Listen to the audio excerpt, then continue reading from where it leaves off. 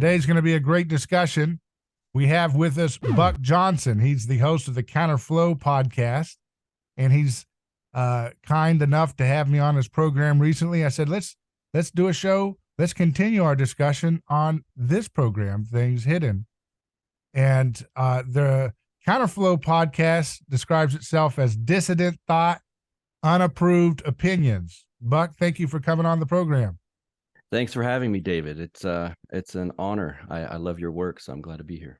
Yeah, I'm glad to bring you on and tell me a little bit about your podcast journey. That's kind of the anchor point for this conversation. Yeah, it's been an interest. It's funny because I so often say, boy, I don't like that word journey, yet it is what it is, and it is a journey. So I wish I could think of a better way to describe it, but that seems to be a good one. Why don't you like that word journey? I don't know. That's a good question. I guess I need to just learn to accept it and like it, because that's what this is, right? That's what we're all on. And so the podcast started in 2018, and it was called Death to Tyrants.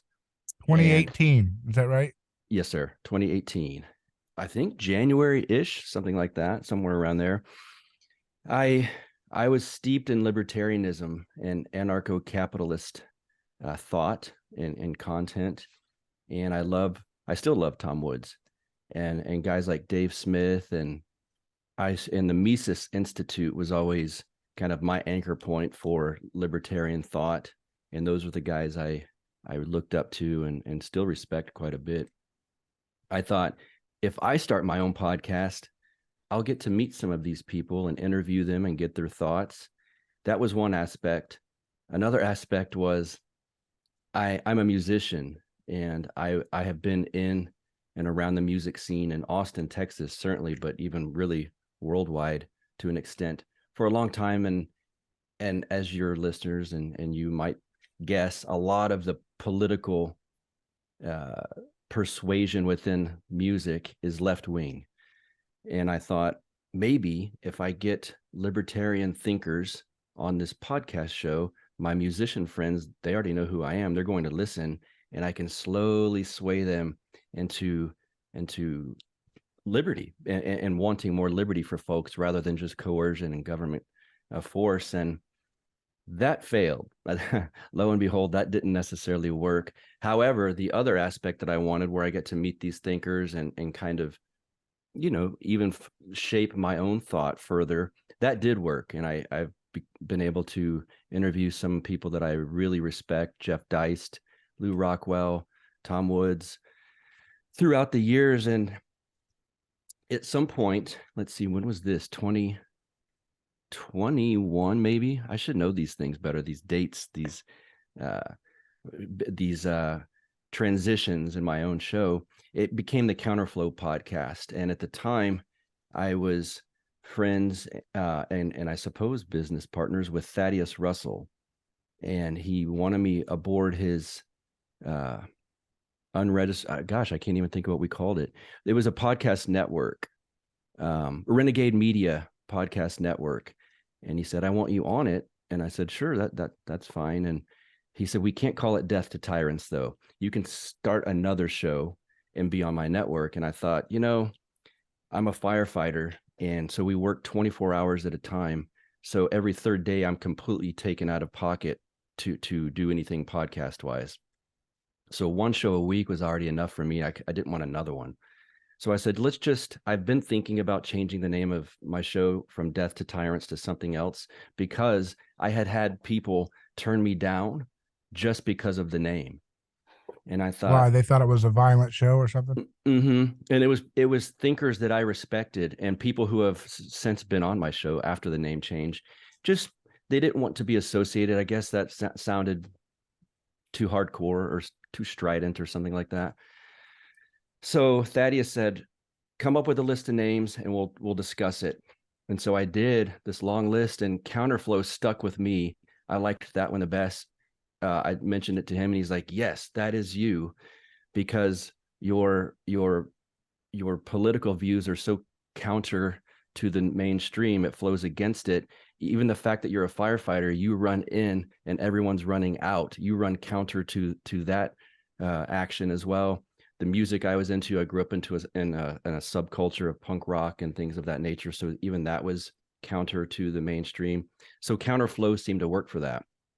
And so we did that. And this is where the journey starts, where I started to discover Orthodox Christianity. And the show has turned to more of that topic, and that seems to be the backdrop now to the show, is Orthodox Christianity, spiritual warfare, things of that nature. But that wasn't really a hard line decision where I sat with I have two producers. I didn't sit down and think, guys, we're going into this direction of Orthodox Christianity, no more libertarian stuff. It wasn't that at all. It's just, I speak about and speak to people I'm interested in, speak about subjects I'm interested in. And as Orthodox Christianity's kind of enveloped my entire life, because I do think it's not just a once a week thing where you go on Sundays. It's an evolving worldview for me. And so that has now become kind of the backdrop of the show. And I've spoken, this is, kind of the same thing when I started the libertarian part. Now I've been able to speak to these spiritual leaders and priests that I respect and love so much. My spiritual father is Father Turbo Qualls, who I know has been on your show before. I love him so much. And I would not have met him without this podcast. So I'm really thankful that it's interesting. A podcast platform has given me the opportunity to meet just such wonderful people and kind of now direct my spiritual journey. It's crazy when you say it like that, but that's the case for sure. So how did you encounter, were you raised Christian, or did you convert from non-belief to Christianity when you discovered Orthodoxy? Did you have a road to Damascus moment where you were maybe in a burning bush or burning building? I've been in a lot of burning buildings. So I was raised non-denominational Christian. And when I was in my teens, I went to a big mega church in San Antonio with the pastor named John Hagee. I'm sure some of your listeners are familiar with him. You went to John Hagee's church? I did, yeah. Oh, wow. And at the and time, he's still going, isn't he? He's still preaching and stuff. He is, yeah. His son seems to have taken over. And it's funny, I went to school, to at least 1 year of middle school with his kids. And so now I see Matthew Hagee. I mean, I knew him as a kid. Now I turn on the channel sometimes when I see Hagee's name, and I'll flip on for a second, and there's Matt up there preaching. So yeah, that's what I grew up with. I say grew up, when I was super young, we went to a Baptist church. And after high school, I moved away from San Antonio, and, I got a career, and I was a musician in Austin, Texas. And that style of Christianity that I had been used to with John Hagee, it didn't sink into me. And so I kind of fell away from it over the years, especially through my 20s and 30s. And then I became what I would have called at the time an atheist. And I was reading some atheist materials, the God Delusion book. And I became a fan of, at least not necessarily his politics, but Bill Maher and Penn Jillette and guys like that. And I was there would be times where I would lead with atheism. It kind of makes me cringe now in some of my discussions. And then in your podcast, or you mean your private discussions? Private discussions. I don't think I ever had it on the podcast, thank goodness. But yeah, certainly private discussions. It's funny because people just kind of casual friends now will listen to my show from time to time. And this is in Austin, these private conversations? Okay. Yeah, for the most part. I will get these calls from friends. Man, I saw that you had this priest on your show, and it looks like you've taken quite the turn. That's so wild. You were this staunch atheist. And it's like, yeah, God works in wonderful ways. So certainly over 2020, I would say this with private discussions, and even some on the podcast with men like Lou Rockwell and Jeff Deist, they were allowing me to be more open about at least accepting Christian people's beliefs and being tolerant of Christian people. And you started seeing over 2020 what was going on. I don't want to get you in trouble, but some of the tyranny we saw. And I think it was Jeff that said to me something like, look around and who would you want to live by when who's better on these topics that we're experiencing right now? And it was like, yeah, the Christians are. They seem to be at least fighting it more so than certainly the secular progressives, and they were the ones pushing a lot of that tyranny in 2020.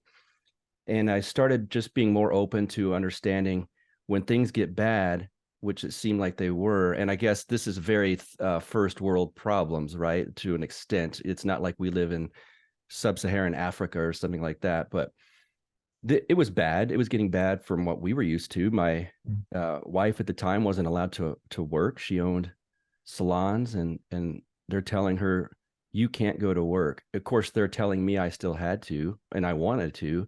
And I thought, well, she wants to work too. Why can't she? It seems so strange. And these progressives that are just throughout Austin were online spitting this poisonous venom about, you better stay home. People don't need haircuts and all of these things. And it's like, she just wants to work. She'll take precautions if, it was such a strange phenomenon that was happening. And I started becoming more open to spiritual ideas, looking around, and I was thinking, there's true evil right now. Like, there's true evil. It's not just politicians saying stupid things. It's not just the John Stossel, I call it, the John Stossel view of politics, where like, can you believe these guys are what dummies?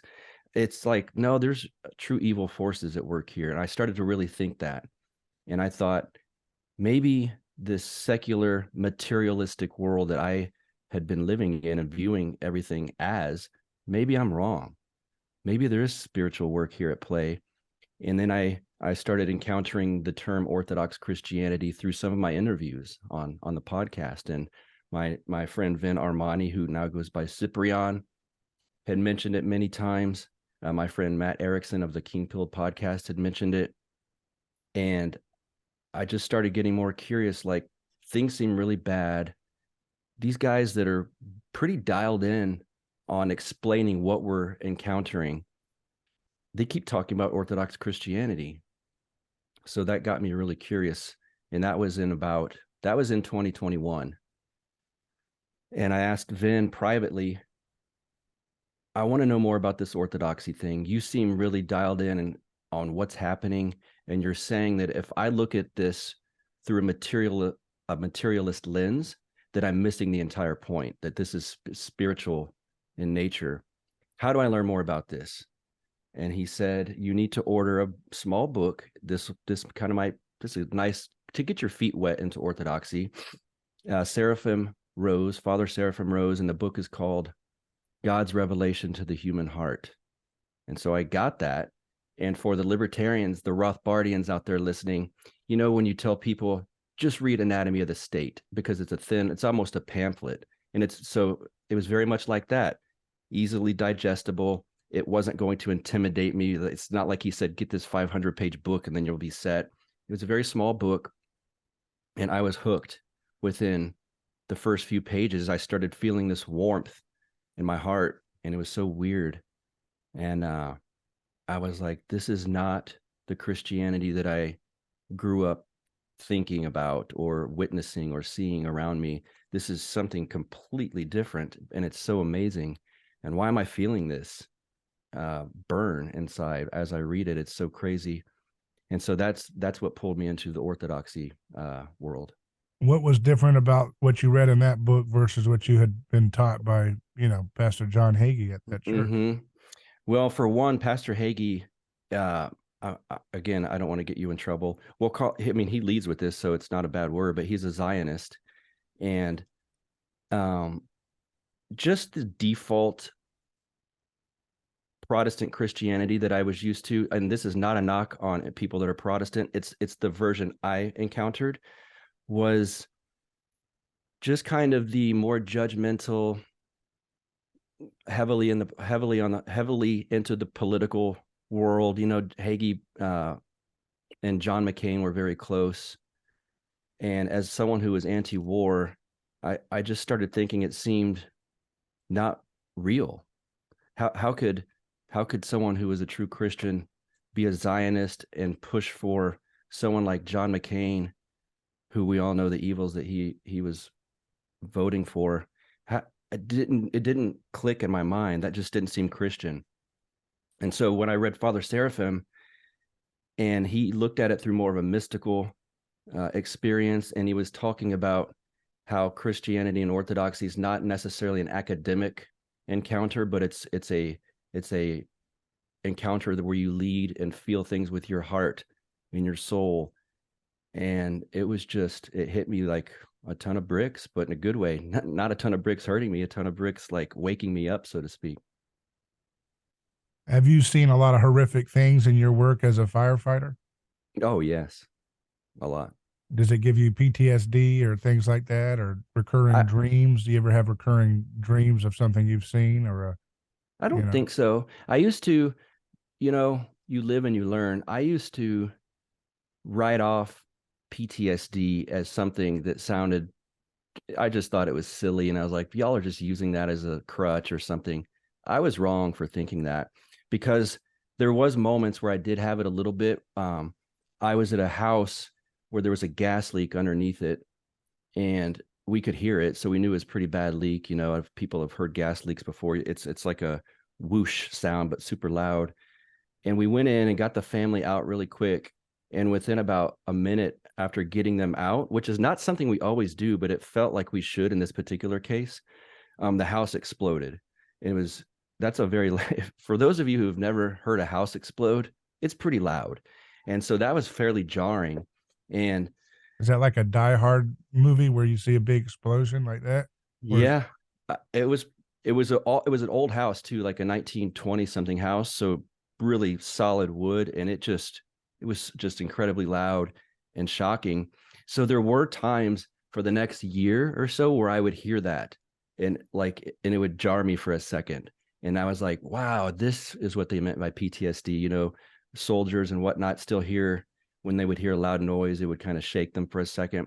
So it did. It's not like it ruined my life by any means, or caused me to seek therapy in the moment, but it did. I did hear that a lot. So I did experience it in that way. And I was at the busiest fire station in, I can't say the name of the city, but the city that I work for. I was at the busiest station in that city for maybe 8 years. And so that's permanently basically messed my sleep cycle up, even to this day. So I have those experiences. And sometimes you'll picture some of the things you've seen before. Like I saw a college kid. We walked in, and unfortunately his parents had found him. They broke into his apartment because they weren't hearing from him, and he had blown his head off. I don't want to get too graphic for your listeners, but that's a sight you'll never forget as well. But it doesn't like weigh down on my soul by any means. It's just things I think about from time to time. now, do you just my ignorance on this?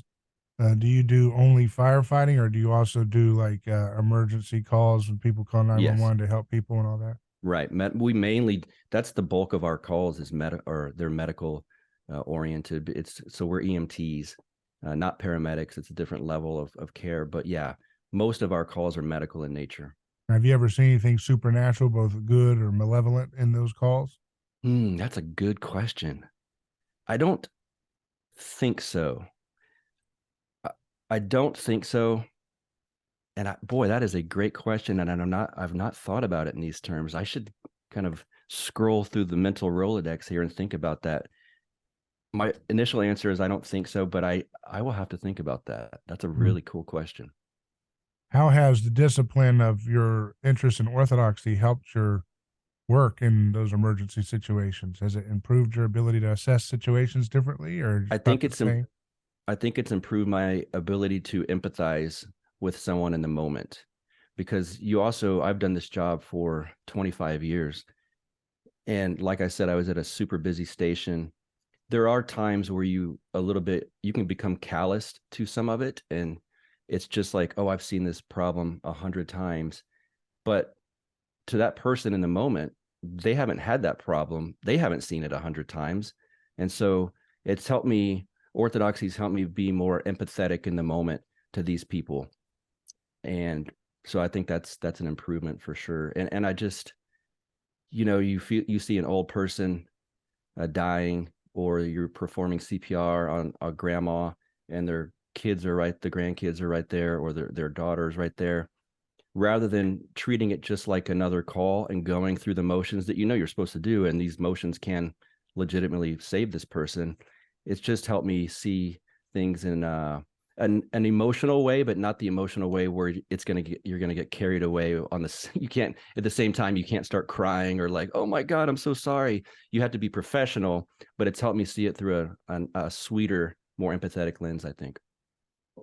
So when you're new to that kind of a job, how do you control your emotions and everything when you're not desensitized yet to the Well, shock of everything? Because the average person, the first day on the job, being brought to at least observe grandma dying is going to be that's a pretty hard first day. I mean, I'm sure that's not literally your first day, but no, but it can be probably. yeah, it certainly can be. You have to have people around you that can mentor you in that manner. And we also have, within the fire department, there's what they call a peer support group, where there's people that are trained and certain therapeutic methods to, if you get stressed about a call or you witness even stuff in your personal life, really, they can help you with. But certainly on calls at work, if it's kind of creeps you out, or you feel some emotional, your heartstrings are being tugged at, you can sit with them and they'll counsel you through things. We have that available for everyone, which is a very handy service. For me personally, I was 19 when I started my first fire department and 21 when I started the one I'm at now. I think I was just too young to even get shaken by a lot of that stuff. So I've grown up with it in a sense. I'm starting this career before my brain was even fully developed. And so I think growing up in it kind of helped me with that. I was never shaken, even when I was young, by this kind of thing. And did you ever encounter a life-threatening situation where you thought, in terms of, you were walking into a scene where there was violence in terms of a gunman or a domestic dispute that was really hostile still, while you're still trying to help someone, or anything like that? A few times. For the most part, those situations are controlled before we are allowed in. And so we have to wait for PD to basically give us the all clear, and then we go in. There were times, I remember, there's an area when I was at that busy station, there's an area in that city that's the entertainment district. And this was it was prior to all of the craziness of 2020, but the spirit in the air was of evil was still a little bit floating around, and the tension between racial tension that was going on, that was still, you could still feel that. And we went there for a call on an assault, and a riot kind of broke out all around us, and they're like hitting our truck and throwing stuff at us. So, and we had to get out and help these people. So there were moments at that particular call, I can remember, you're watching your back, thinking like they're going to start attacking us. And then during 2020, there were moments where they were in that same area where they were throwing fireworks at the fire engine and stuff. But we used to always hide under the fact that, like, look, these people, they hate the cops, not us. And then you started realizing through the last few years, like, well, they hate us too. And so I've experienced. Why would they hate people who are trying to help people? Good question. Because. You ever look into their eyes when they were coming at you in a mob state? Yes. What's that look like? Possession of sorts, like that there's not a warm human being behind it. It's like this demonic look in their face. So maybe to answer your previous question about spiritual matters, maybe that was one itself, the spirit of the crowd, so to speak. Yeah, I mean, that's pretty, that you could consider that work anthropological field work if you have the right assessment while you're doing your job. Yeah, I mean, that's something that is kind of the double of sterile bureaucratic government and bureaucratic corporations is like, that's they're almost like completely related together, like the underbelly of the corporation and the bureaucratic controlled society with all of its sterility, but it's still a collective hive mind orchestrating it, denying Yes. your humanity. And then you go underneath it. And when it spills out, the energy is really wild and, untamed and more visceral, right? When it's spilling out into the street form of that collectivist spirit, it looks a little bit different, but it's basically the same thing. Yeah. Powers and principalities, I Yeah. suppose. Um, when you were in those burning buildings, did you ever have a near death experience? I'm sure you did, right? I mean, Yeah, a little bit, not as crazy as you might think, but I can specifically remember one where we were in this giant mansion that was burning. And as we walked through the front door to get to where we needed to get, there was a massive AC unit that just fell right through. I guess it was on top of the roof, and it fell right through, and what landed about, I suppose, 6 feet away from us. And we looked at each other like, wow, like if that happened 10 seconds prior to when it happened, we're dead. And really also one of the more dangerous situations we get put in my opinion, is traffic. So vehicle collisions on a busy freeway, there's cars just zooming right by you. And I've often thought that seems more dangerous to me even than going in a burning building, because all it takes is for someone to look down at their phone for a second and swerve into the accident scene, and it'll wipe everyone out. And I remember once I was on a freeway on an accident scene, and this tow truck was driving by, and it had this axle with smaller wheels that it kind of puts under the cars that it tows and drags behind. And there was no vehicle being towed, but it was coming. And I could see it from hundreds of feet away. This axle came apart from the apparatus it was attached to and started spinning down the street and then rolling right at us at probably 60 miles an hour. And as it got closer and closer, I was young, thank God. I don't know if I could do this in my age now, but it came at me and I basically box jumped it, and it kept going underneath me. And we're all yelling like, watch out. And by the time it got to the last guy, he could almost walk over it because it had lost momentum. But I thought, wow, had I not seen that, it would have just cut my legs out from under me, and I'd be a paraplegic. So thank God I saw it. So yeah, it's funny, the situations most people might not think of as when we are in danger that can actually be. In the house fires themselves, we're pretty good at recognizing when things go wrong, and they'll pull us out. The people in command will pull us out. I was in one where ammo started going off because it was in a room that was burning. So that's kind of jarring sound as well. Why don't they have Dalmatian dogs anymore? You don't see those. You don't. So they originally had those because they were the best dogs at the time to keep the horses going in the correct direction. So the horses would pull the old fire engines or the pumps, and the Dalmatians would keep them in line as basically guide dogs. One of the most famous scenes that people still think about firefighting in America is 9/11, right? That's where you get these legendary stories of, the firefighters going up into the building when everybody's fleeing and the whole situation. Can you give us insights as a professional as to some of the things that we take away from that? Like the idea of going up into a building when it's collapsing, and is some of that mythologized, or is all that real? I mean, there's always these stories that you hear about in terms of people getting these cancers and things from 9/11. For Oh, example, yes. any thoughts into why that was? I know people that have. Why? Personally. Why do they get cancer from going into 9/11 building? So as far as I know, and I'm not an expert, but I have heard from the actual people, there's several people I know that have dealt with this issue. In fact, one of them just died, let's see, about a month ago. He had stomach cancer, and he was my age. He was about 45 or so, maybe 48.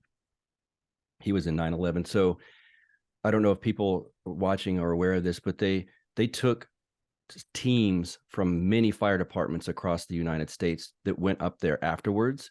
And it's not necessarily the guys that from FDNY that were in it when it collapsed, but it was after the collapse, these teams of people from around the United States, rescue teams and whatnot, went there to search through the collapse to find people still alive. And so they were dealing with, I guess, when those buildings collapse, I don't know what kind of chemicals or fallout that you're dealing with, but apparently it was pretty serious. And these people were wearing, as far as I know, protective gear that we have to wear when you're doing things of that nature. But it affected so many people.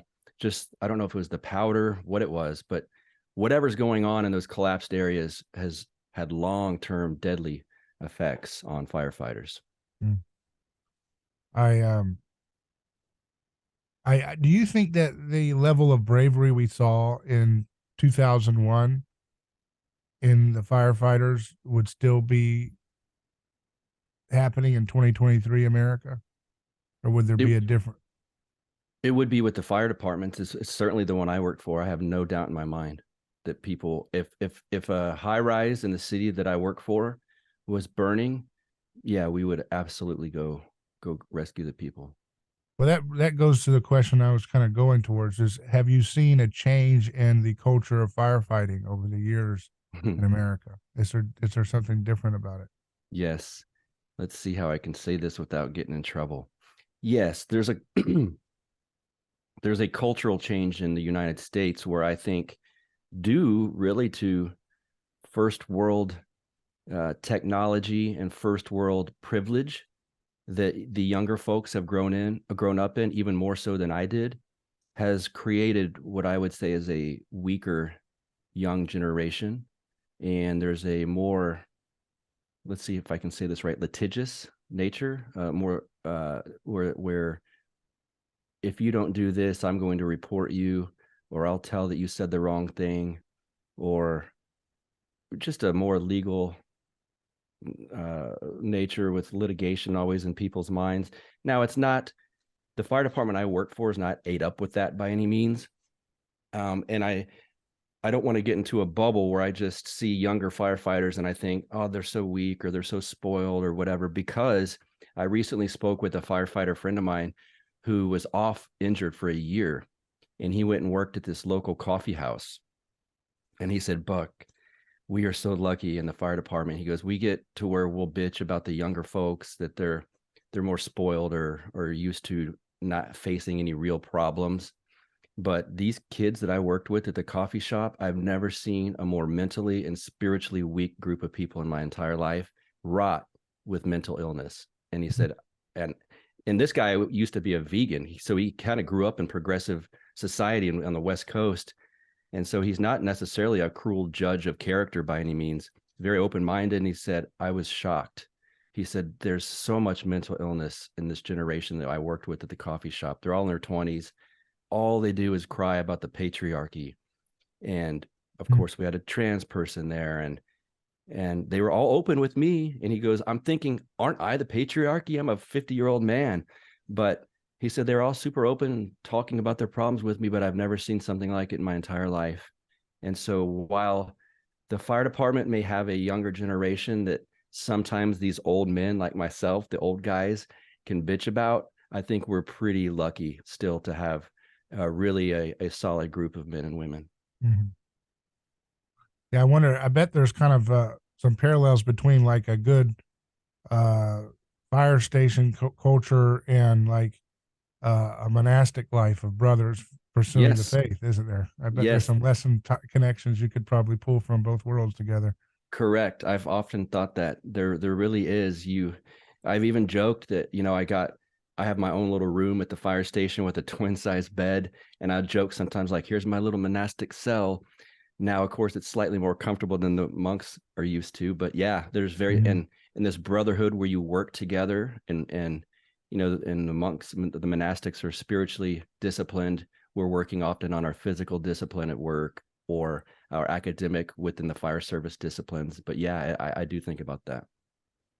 So you went from death to the tyrants to your shirt says death to the world. So you broadened your challenge, right?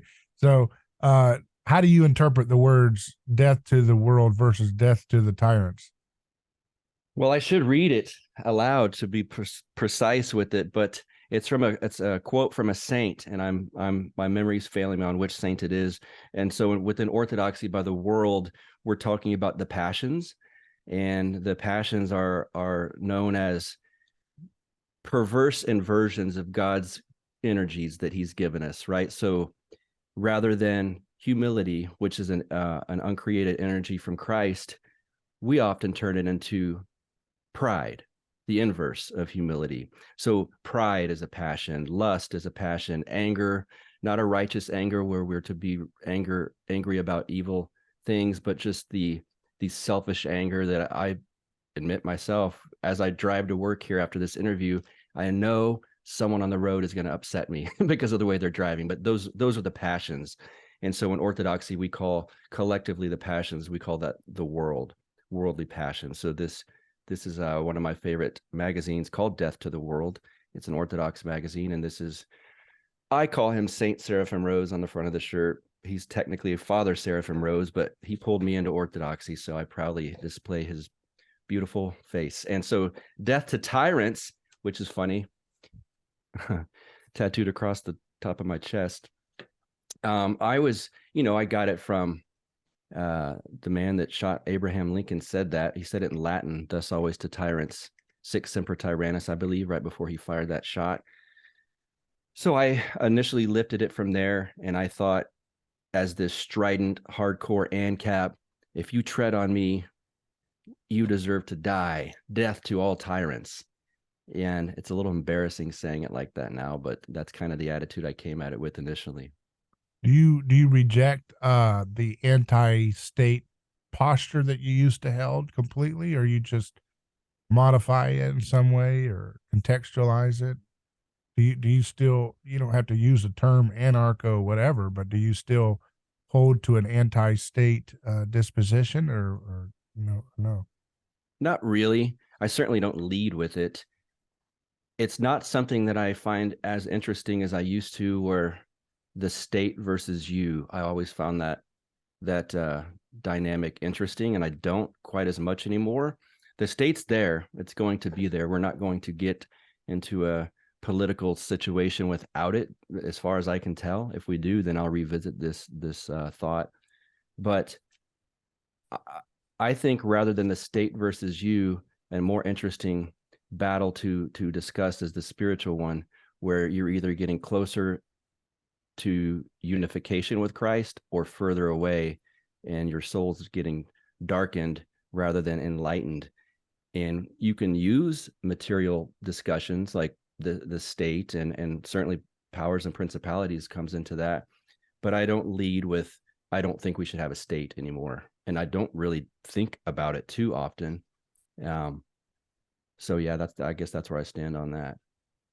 Yeah, it's interesting that death to tyrants is from a mimetic theory standpoint, kind of a continuation of the scapegoat mechanism. Kind of we got off with that guy's head, which is Correct. It's not accident that as you drifted towards Christianity, that you found a need to get rid of that slogan as the banner of your mission, right? Because that would be against the spirit of Christ. Is the crowd wants to say death to the tyrant, Right. But I think the Christian realizes the tyrant is a reflection of his own sin and his own tyrannical spirit as well. Correct. Which is which would lead you to a statement like death to the world as rejection of the passions that leads to both the tyrant and the mob that replaces him with a new tyrant, right? Right. Well put, David. Yeah. And I didn't even wear this shirt thinking about this aspect of the discussion, but that is, yeah, it's almost like death to tyrants is the perverse inversion of death to the world. So wow. What is the calling of your what do you see the calling for you now that you have found the Christian faith, and how do you see your mission going forward, your vocation? Which aspect of it? The All of it, firefighting? your music, your firefighting, your Oh, intellectual pursuits. Do you just see them as all continuing? I mean, what do you want to, what do you hope to accomplish with what you've embarked on with all these things? what I hope to accomplish for myself is shedding away the dead weight of the world from my own soul and my own being. And so if I can do that through the podcast, that's certainly good.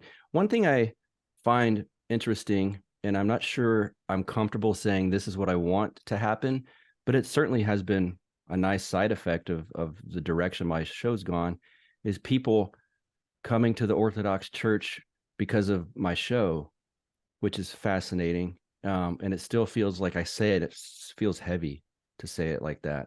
But I guess I'm not leading with that saying, here's my purpose to bring people into the church, because why me? I'm a sinner, chief amongst them, as they say. But if someone's enlightened or moved by a guest that I have on my show, I would certainly, and they want to go discover Orthodoxy, I think that's wonderful. It's really great. So that's a good thing. With my music, I still have fun playing music. That's just more of a side hustle. I don't like calling it a hustle. It's not like I make much money off of it. It's just a passion project, but not passion as in the passions. I have fun with that. And the job's great. I'm a lieutenant, so I'm a boss, and I have people that work under me. My job really is to make sure that they're all happy, safe, knowledgeable about the job, and squared away at work. And I try to lead with love for those guys and girls. I fail at times, but I certainly try to lead with love and humility, and maybe that'll rub off on them too when they become leaders too. Do you think that history is going somewhere? Are we a part of something happening in history? Does it have us as a destination it's going towards? Well, yeah, it's going towards with revelations at some point, but I don't know how quickly. I think sometimes people get too into thinking that that's coming quicker than it really is. People have thought that for hundreds and hundreds of years. But that's what history is moving towards. As far as, are we something? I don't know. That's a good question too. I would hope that America becomes more of a strictly Christian nation. I would call it Orthodox nation, but I don't want that to rub people the wrong way or turn others off. It doesn't have to be that, but I think it would certainly help things if people became more repentant and strive for humility more so than we do now. I think the culture now pushes the passions. It pushes the inverse of where we should be. So in other words, social media and media in general pushes objectifying human beings. It pushes narcissism. It pushes selfishness above all else. A thin veneer of prettiness or macho being, when underneath it never worries about what the empty soul that's sitting beneath the tattooed face on OnlyFans. And so I think if we could expose some of that and work with people on what's down inside, rather than just what's the surface level happiness or independent nature of what they're doing, that would certainly be nice. And I guess that's my thoughts on that. Do you think America is in grave danger of not existing as we've considered it in a few years, or do you think that? Yes. I don't Okay. think it's grave danger. I think at some point the country's probably going to break apart, would be my guess. How It does dep- how does the next decade or so of America's trajectory affect the opportunity for folks to encounter the faith in a richer way or a more significant, broader cultural way? How do you think that would play out, maybe? Unfortunately, that often happens during hard times. And I preface this by saying I understand that there's third world countries and people with much less than I have, but I would have considered 2020 a hard time. And so that's what led me basically into the Orthodox Church. And so I do think times could possibly get tougher. I think what we're going to see unfortunately, with Ukraine and the sides developing up there, that's such an obvious example of spiritual warfare rather than material. It's being played out through the material, but they're trying to push the true church out of Ukraine. These monks that said they're not leaving, I was just informed yesterday, they have been given the blessing to be martyrs. And so when you hear things like that, it's chilling. If things like that continue, I think I hope people will start waking up. And if bad times come to this country, and I think it's certainly possible, that unfortunately, sometimes that's what it takes for people to come to Christ. Yeah, it's but then you look at things like the Bolshevik Revolution and how long it took that country to get its Christianity back. I hope it doesn't take that long for us if we go through hard times like that, you know? My God, Right. have mercy. Yeah, I think the ubiquity of social media and quick access to what's going on can help us alleviate suffering that long, I think, because it's easier to pull the wool over people's eyes. Whew, I hope. Yeah, it's pretty disturbing when you look at some of those cases. They have hard times and they stay debased for a long time. You know, we think, maybe a couple of years in this, we'll clean it up. These people went decades and decades and decades of demonic possession. And then when they got rid of their Soviet Union, they had even more evil stuff with the oligarchs, causing ever-loving hell on everybody, as just rubbing it in their faces. So I want to let you go. Anything people should know, be excited about, upcoming shows that people can look forward to as they check out your podcast? Yes. Well, I don't know when this one that you and I are having will drop, but the episode that pumps out as we speak tomorrow, it will be March 21st, is one that I think people need to hear. And you and I touched on this topic when we spoke about it when you were on my show. I've got two wonderful, wonderful ladies, Orthodox Christian ladies, identical twins, coming on the show. And we are discussing what I like to call the devil's dialectic. So yes, they're tired. They are both ex-feminist, ex-progressives, ex-secular. They're actually the spiritual, not religious types. And now they are fully into the Orthodox Church. So they came from this nasty world of progressive feminism. And while we recognize that, yes, those types are using some terms and pumping out a lifestyle that's not very healthy for women, the opposite pendulum swing that we find on the right, Andrew Tate, people like this fake machismo, that's not good either. It's not just one or the other that we have to choose. It's not the devil's dialectic. And so in that discussion, we're talking about maybe a more royal path in the center of how to treat young women in today's society, rather than these guys, these incels on the right, this online treating them. Once you're over 30, you're just an empty egg carton and things of this nature. It's awful. And you're leading with the same demonic energy that the people on the far left have when you do that. And you're treating a woman, a female human being, as someone who can't repent and just an object. So I'm excited to have that one. And that's what I got coming up. Very good. Yeah, objects are idols, so you know what they are idolizing when they talk like that. Buck Johnson, I really appreciate you coming on the program, and I look forward to seeing more from your work, and I look forward to seeing what comes next. Counterflowpodcast.com is his website. Thank you so much, David.